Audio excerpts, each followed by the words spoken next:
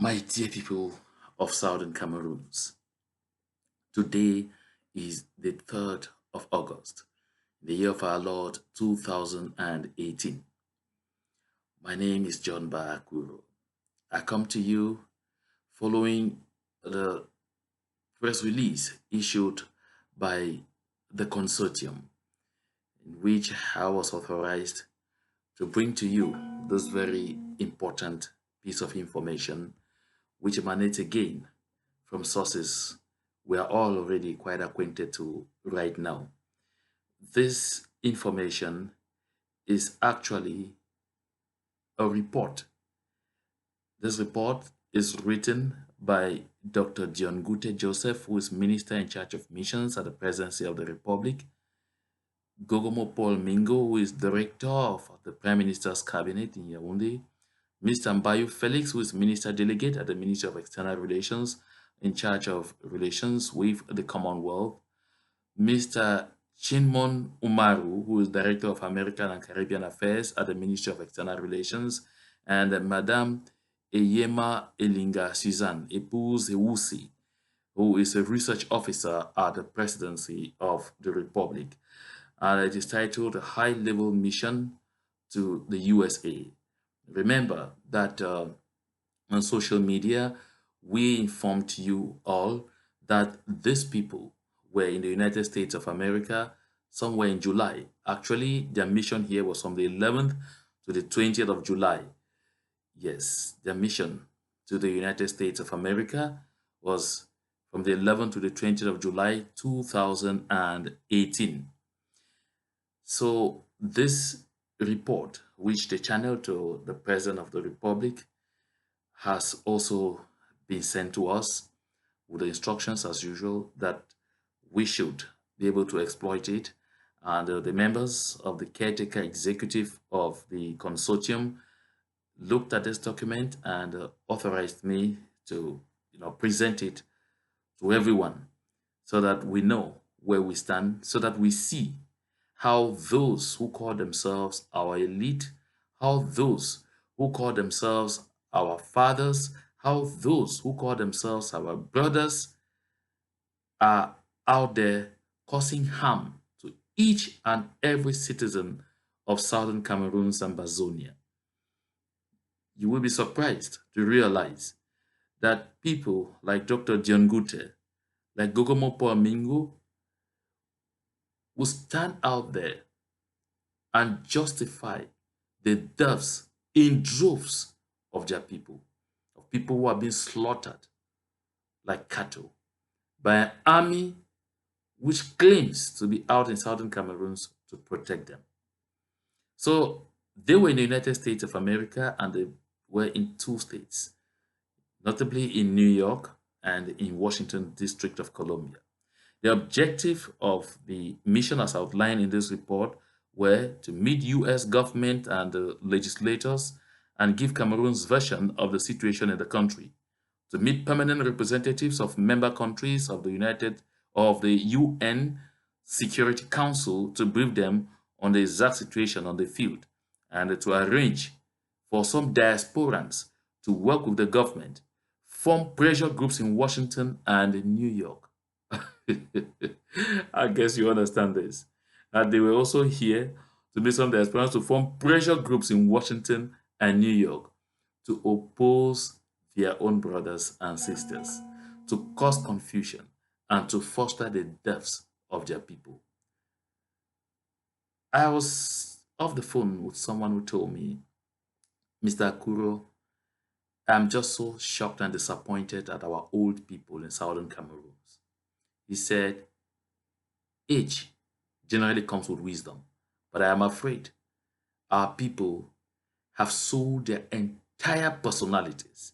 They have sold everything that goes with age. And today, they are worse than armed robbers. Today, you can't credit them with any iota of know-how. Again, he said this, that at old age, people prefer to die to protect the younger people because they say these young people need to live in order to continue to multiply and ensure that the lineage, to ensure that the clan doesn't get extinct. But unfortunately, we have old men who are determined that everyone should die so that they have privileges. This is so amazing. This is so, so amazing. It's difficult to explain what this is all about. I'm not going to present this report what verbatim. I'm going to pick out sections because also the members of the caretaker executive of the consortium have authorized that this report shall be published, just like we sent out the letter written by Dr. Monzo to Mr. Paul Biya. So at the New York lab, these people met with Mr. António Guterres, Secretary General of the United Nations. They met the permanent members of the Security Council. They met Mrs. Karen Pace, permanent representative of the United Kingdom, Mr. Jonathan Cohen, deputy permanent representative of the United States. They also met non-permanent members of the Security Council, Mr. Olof Skog, permanent representative of Sweden, Mr. Karel J. van Osteren, permanent representative of the Netherlands, the members of the 3A, they are talking of the non-permanent African members of the Security Council, and these ones are Cote d'Ivoire, Equatorial Guinea, and Ethiopia. So their delegation, at least they were given assistance by Cameroon's, La République du Cameroon's permanent representative of the United Nations, Mr. Tomo Monte. So I'll just move on straight to the discussion they had with the Secretary General of the United Nations, Mr. António Guterres, and this is the most shocking part of it because António Guterres, Secretary General of the United Nations, is supposed to be that particular individual, that single individual who should fight genocide, who should foster peace everywhere in the world, who should ensure that massacres, that extrajudicial killings don't take place, who should ensure that human rights are protected. Because at least that is the mission of the United Nations, to ensure peace around the world. But unfortunately, we have a Secretary General of the United Nations here who is at the same time a referee and a player. Oh, wow. Because to go by this report, I'm actually reading what is written by these individuals who were sent by the baby-killing regime of Mr. Paul Biya in Yaoundé. They said, for the Secretary General, for Mr. Guterres, Cameroon is a very important and strategic country. We have, I'm actually reading, so we here means they and their president, Mr. Paul Biya. We have a very wise and intelligent leader. There is a pattern of inevitable problems when there is a linguistic minority. The strategy of radical groups has always been to provoke, then show the world what the army is doing. The global media is Anglo-Saxon dominated, so that there is a campaign to show that the English-speaking minority is being maltreated. We are losing the international propaganda campaign, but he is willing to help. He will contact reasonable people. Cameroon should, however, counter the daily press briefs from heavy media with negative write-ups from the UK and the USA. This are things that Mr. Guterres is repeated to have said. At least it is in the report of this minister, so I consider this information credible. That the Secretary General of the United Nations says that he considers that the people of Southern Cameroons decided to go out there, provoke the army, and then show the world what the army is doing. Mr. Guterres, I am embarrassed and shocked that you forget that the people of Southern Cameroons, right from the inception of this phase of the struggle in 2016, refused to carry even stones. You recall that people who carry catapults were rebuked, and that throughout the consortium that manned this struggle almost single-handedly, right from that moment on to the creation of SCACOF and the intervention of all the other pressure groups, always insisted on the need for peaceful demonstration. We stayed by the motto of the Southern Cameroon's National Council, the SCNC, that said it was the force of argument and not the argument of force. Mr. Guterres, have you forgotten that on the 22nd of September, when millions of Southern Cameroonians came out, the videos are all out there, that every other international actor can see and know where you, Mr. Guterres, are coming from. That they all carry peace plans. You have messages of us campaigning, asking people not to hold even sticks because we didn't want the military to feel provoked. But even with peace plans, people were slaughtered like they slaughter goats. And Mr. Guterres, you say, is a pattern? You say the people of Southern Cameroons went out there to provoke so that they will be able to show the exactions of the military? Mr. Guterres, you forget that the people of Southern Cameroons wrote to you, sent delegations to you repeatedly to urge you to intervene to avoid bloodshed.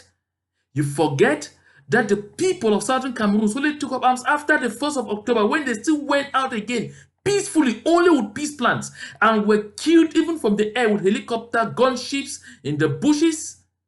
Mr. Guterres, you have the guts to say the people of Southern Cameroons went out there to provoke? And I'm shocked that Dr. John Gute and Mr. Gogomo Paul Mingo, I will ignore the other members of the group because they are actually from La République du Cameroon, that you people go out there to tell these kind of stories against your own people, to lie against your own people for them to be destroyed, for them to be killed. Oh, what a shame. This is a huge shame. And that is not all. Mr. Guterres proposes that he is personally going to use his high offices as Secretary General of the United Nations to lead a public relations campaign to exonerate a genocidal and baby-killing regime. Oh yes, it was the ambassador of the United States of America to Yaoundé who pointed out that there were targeted killings because he had evidence. Amnesty International showed videos, Mr. Guterres, were those videos of women and all being raped and killed at point blank made up? Oh, those are people provoking the military for those kind of exactions?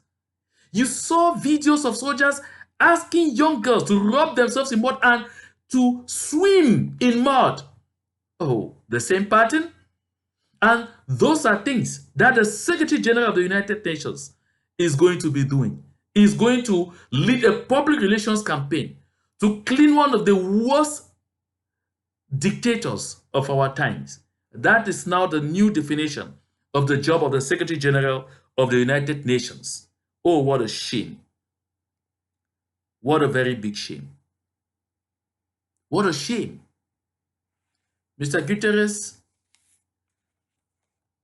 we all saw that you pulled your weight to send away Mr. Russell of Inner City Press from the United Nations because he spent time reminding the world of the gold statue you collected from Mr. Paul Biya, which is an indication that that is just a visible aspect of what the world could see, because there is more to it for your services to be taken right down to this point.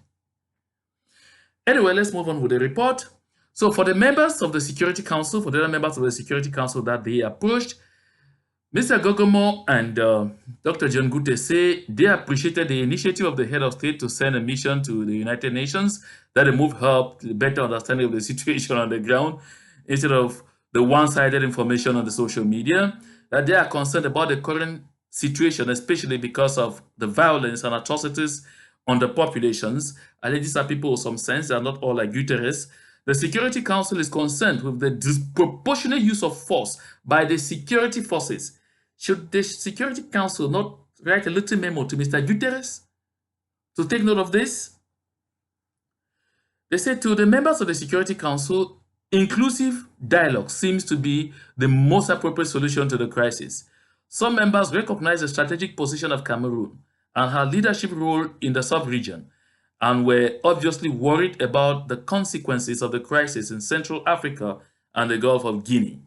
The report says, particularly for the members of the 3A, the African non-permanent members of the Security Council, it was out of the way for any resolution to be tabled at the Security Council on this matter. They had also done consultations to that effect, and 7 members of the Security Council are against it. These are the 7 members: China, Russia, Bolivia, Kazakhstan, Equatorial Guinea, Ethiopia, and Côte d'Ivoire.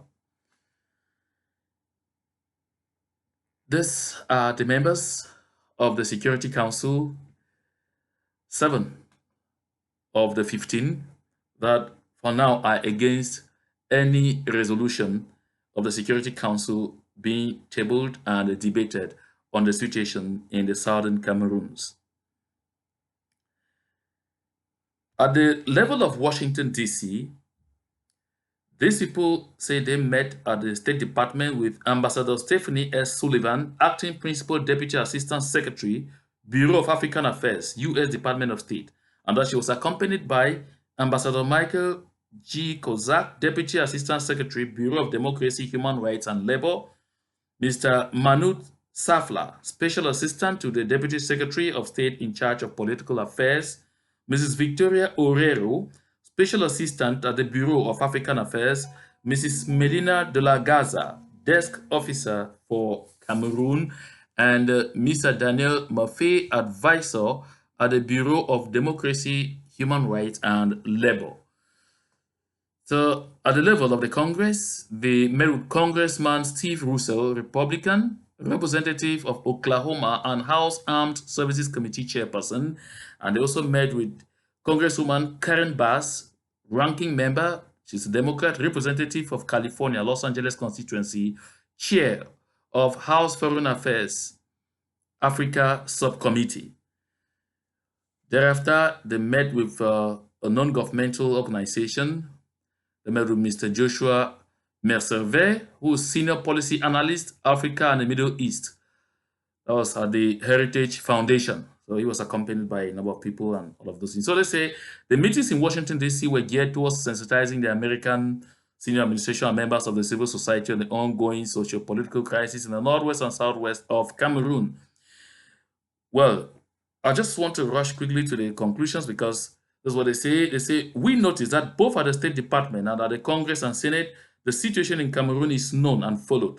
Our visit was appreciated as it gave them our government's side of a story they had been told by our detractors. Indeed, the activists, separatists, some media, some NGOs, and even some members of the civil society had given very wrong impressions about the ongoing crisis. Most of those we saw think that the crisis cannot be resolved by military action alone.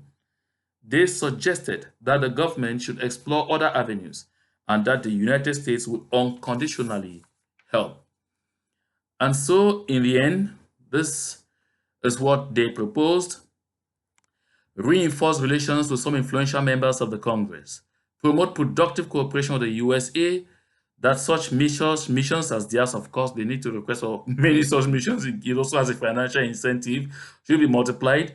Our partners of Square Pattern Box should be more proactive. The ambassador should be more present at the US Congress, and that they should be able to send them documentation. So there is the firm Square Pattern Box that is doing the lobbying and everything for La République du Cameroun in the United States of America. So they say at the end, following the instructions from the Secretary General at the Presidency of the Republic, we invited Dr. Ekema, a retired staff from the Pennsylvania State University, to start working on creating a coalition of Cameroonians of the diaspora who are ready to engage in positive and productive relationships with the American Congress, Senate, and State Department, as well as all other American authorities, especially on pertinent issues concerning Cameroon. So those of Southern Cameroonians and Ambazonians in the United States, you should be able to locate Dr. Ekema and understand that the name Ekema is likely to become anathema, because we have one Ekema in Boya, whom I'm going to talk about very briefly in this discussion. And then this is another Dr. Ekema, who is retired from the Pennsylvania State University. That is a new hangman hired to form pressure groups in both New York and Washington, D.C. to go out there and spew lies in order to help Mr. Paul Biya and his baby-killing regime to continue slaughtering the people of Southern Cameroons, and to do so, especially with impunity. I'm shocked that Dr. Diongute, of course, you are chief of Bogongo. I know Bogongo very well. Bogongo is just about 100 or 2 meters or 300 meters away from Lobe. where the palm oil plantations are located.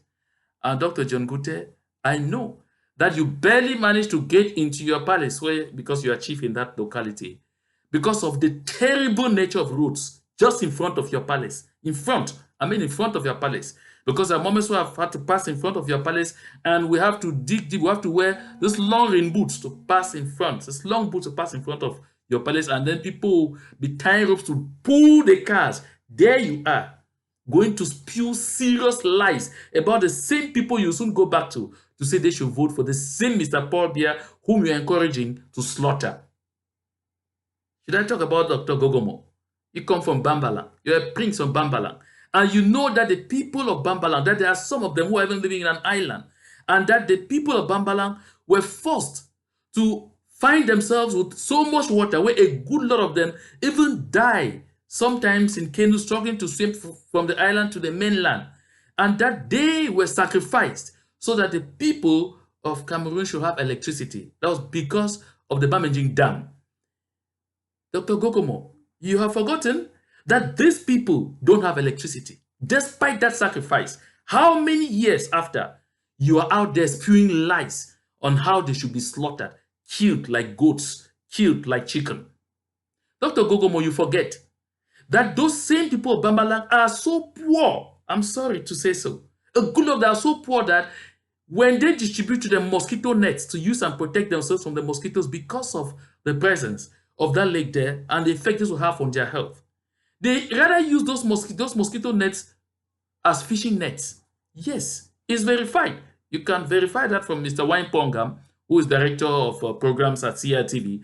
At least we did discuss with him at one moment where he was telling me to go do programs, to go do a documentary in Bambalang on such an attitude. And this was because the people deceived the people of Bambalang that a lot of the mosquitoes that are found in Bambalang are male mosquitoes that don't transmit malaria. And so consequently, because of poverty, the mosquito nets they gave them to use and protect themselves from diseases are being used, even unto this moment I'm talking to you, as fishing nets because of poverty. All you can do is jump into aircrafts, run left and right, sacrifice them for your personal pleasures, sacrifice them for your egoistic interest. This is amazing to find that we have such people who sit down and will tell people that they are from Southern Cameroons. Just before I carried out this, came to present this communication, I had a discussion with a Bakweri elite because I saw certain things on social media referring to the capture of the 8 Bakweri chiefs, among whom 1 died.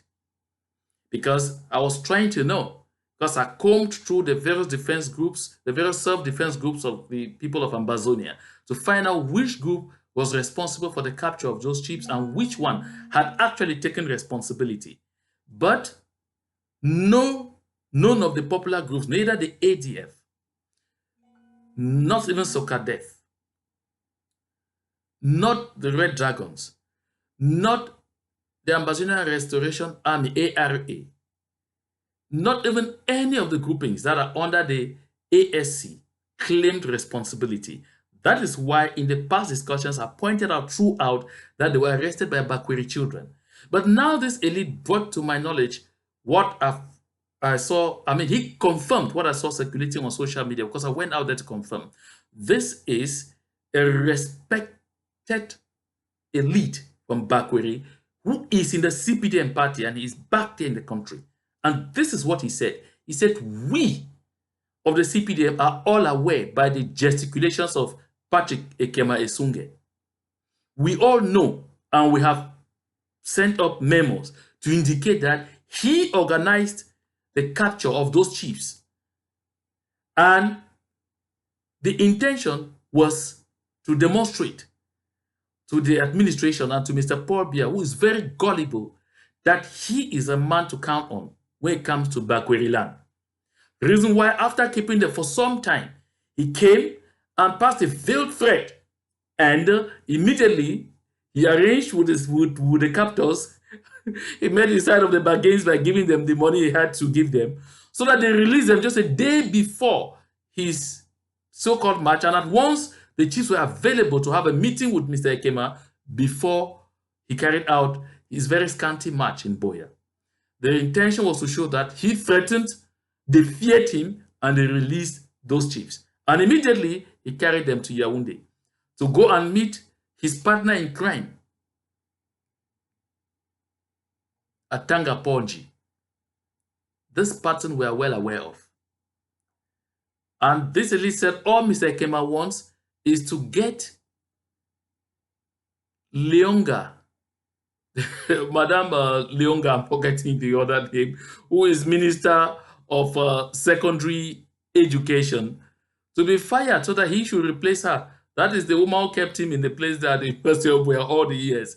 He now feels that the only way he can get there is get her kicked out, and that's why he portrays all the elite of Bakweri as sellouts, as weaklings, as escapees who have all abandoned, and he is the only cock crowing. I'm sorry, that discussion is long.